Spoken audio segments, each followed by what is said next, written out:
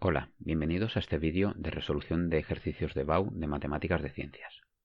Hoy resolvemos el ejercicio 2 de la opción A del examen de Madrid de la convocatoria de julio de 2020. En particular tenemos este ejercicio de análisis de aquí. En el apartado A nos piden que, utilizando un teorema de continuidad, demostremos que existe algún punto en el que dos funciones toman el mismo valor. En el apartado B nos piden que calculemos la recta tangente a una de las dos funciones con la condición de que tengan pendiente mínima, y en el apartado C lo que nos piden es que calculemos el valor de una integral definida. Para el apartado A lo que vamos a hacer es utilizar el teorema de Bolzano, que nos dice que para una función continua en la que tenemos dos puntos en los que la función toma signos diferentes, al medio de esos dos valores, de esos dos puntos, tenemos un tercer punto en el que la función se anula. Entonces lo que vamos a hacer es buscar una función que tenga que anularse y aplicando el teorema de Bolzano conseguimos ver que los valores de f y g en ese punto son iguales. Para ello lo habitual es considerar la función f de x menos g de x. Por comodidad, a esta función le vamos a dar un nombre, la vamos a llamar h. Entonces lo que vamos a hacer es ver cuánto vale h en los extremos del intervalo que nos dan, es decir, ver cuánto vale h en el 1 y ver cuánto vale h en el 10. Para ello, en primer lugar, lo que vamos a hacer es escribir la expresión de h.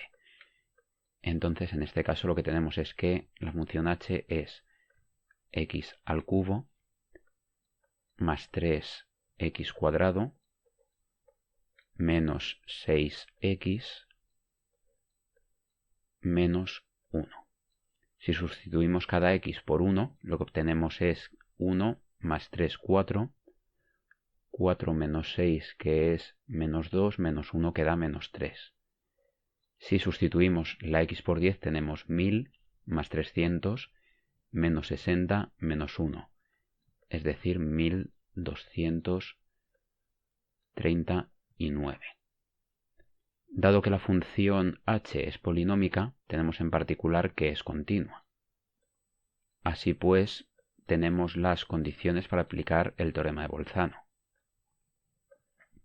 Aplicando el teorema de Bolzano, lo que tenemos es que existe un punto C que está en el intervalo 1,10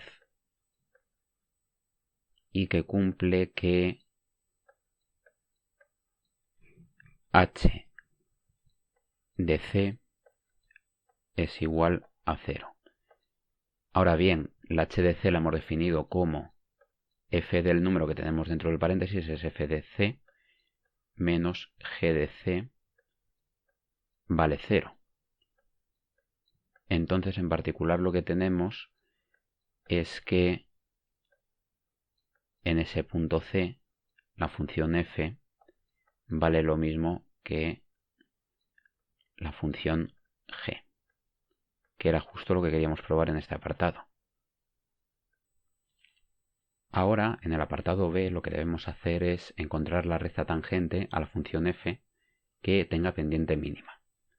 Recordamos que la pendiente de una función, la vamos a llamar m, se calcula como la primera derivada de la función en cuestión. En este caso, derivando la primera función, que es la f, lo que tenemos es 3x cuadrado más 6x.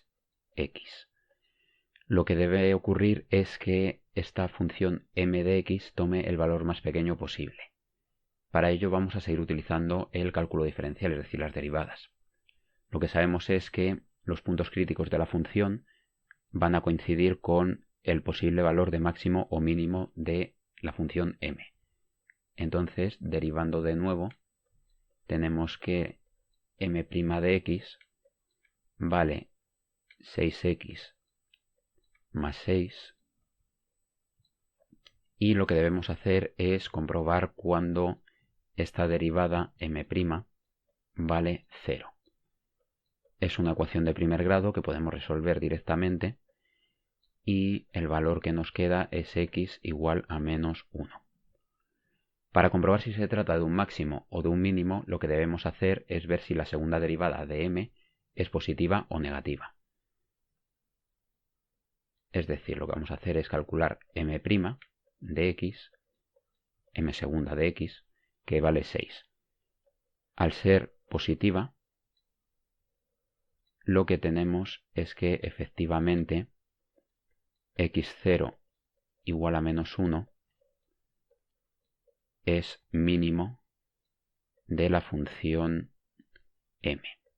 También lo podríamos haber comprobado viendo que es una función cuadrática con término principal, con coeficiente principal positivo. Entonces lo que debemos hacer es ver cuál es la recta tangente a f en el punto x0 igual a menos 1. Para ello calculamos y sub 0, es decir, f de x sub 0, que es menos 1. Si sustituimos nos queda menos 1 más 3 menos 1, es decir, 1.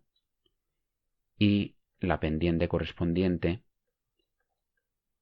m en menos 1, es 3 menos 6, que da menos 3. Y ahora utilizando la ecuación de la recta, que es la punto pendiente, lo que tenemos es que la recta tangente es y menos y0, que es 1, es igual a la pendiente, que es menos 3, multiplicado por x menos x sub 0, que es más 1. Si queremos esta recta en su forma general, lo que hacemos es multiplicar el menos 3 por el paréntesis y pasar todo a la izquierda. Y lo que nos queda es y más 3x más 2 es igual a 0. Por último, en el apartado C procedemos a calcular el valor de la integral definida por la función f entre x, entre los valores de x igual a 1 y x igual a 2. Lo primero que vamos a hacer es sustituir los valores de f y g por sus expresiones algebraicas, obteniendo que la integral a calcular es x al cubo más 3x cuadrado menos 1 dividido entre 6x.